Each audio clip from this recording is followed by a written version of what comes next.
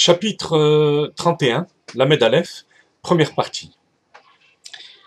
Une fois que Admor HaZaken nous a développé les différentes méthodes qui amènent à la Simcha, il nous fait part d'un risque important à connaître et la méthode qu'il faut utiliser pour ne pas tomber dans la dépression conséquente à ce risque. Beine, אף אם כשיעריך הרבה להעמיק בעניינים הנ"ל, כשעה ושתיים, להיות בנמיכת רוח ולב נשבר, יבוא לידי עצבות גדולה, לא יחוש. Et même si, lorsque la personne va méditer longuement, 1 heure ou 2, dans ce qui a été dit plus haut, à savoir les réflexions qui vont écraser, dégonfler son ego, 1 heure ou 2, le Rabbi explique que ça se rapporte ou bien à une méditation rapide, parce que ça parle de Averot, de transgression elle-même, et là il est facile de prendre conscience de notre petitesse, ou 2, lorsqu'il s'agit du domaine du moutar, du permis. Dans ce domaine, la personne se justifie plus facilement, se donne bonne conscience, donc il faut 2 heures. Quand on dit des heures, c'est pas forcément des heures de 60 minutes, mais plus de temps que lorsqu'il s'agit du domaine de l'interdit. Et ça va entraîner aussi, là aussi, Admor HaZaken emploie 2 termes différents. Ça va entraîner Nemichad Ruach, l'humilité, ou bien le cœur brisé, l'humilité par rapport au domaine du permis, où on a transgressé, on s'est laissé aller plutôt, et le cœur brisé lorsqu'il s'agit d'interdit. Même si ça entraîne la tristesse, une grande tristesse, le yachouch, il ne craindra rien. Pourtant, tous ces chapitres sont là pour réveiller la simcha.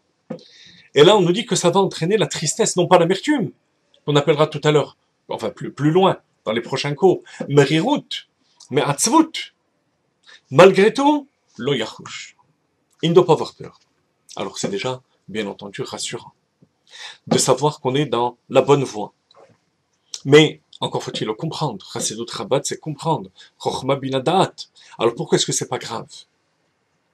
ואף שהעצבות היא מצד קליפת נוגה ולא מצד הקדושה, כי בצד הקדושה כתיב עוז וחדווה במקומו, ואין השכינה שורה אלא מתוך שמחה, וכן לדברה הלכה כולו.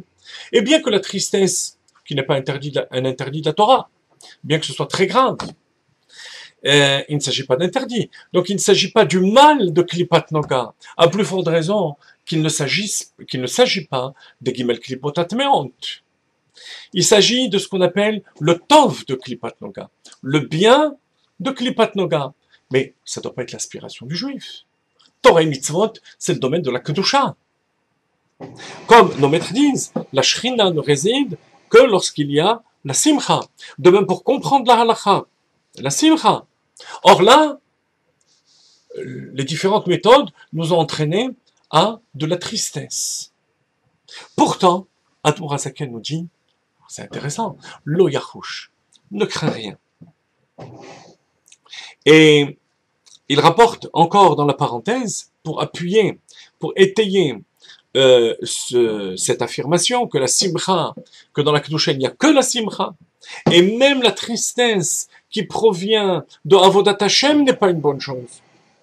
C'est pour ça que le Harizal écrit contrairement à ce que les gens pensent, dans la prière, on ne pleure pas de tristesse, uniquement dans le vidouille. Mais le reste de la tfila doit se faire besimcha, chez Mitzad Kedusha. Or là, on te dit, ne crains rien. Réponse. Afal piken.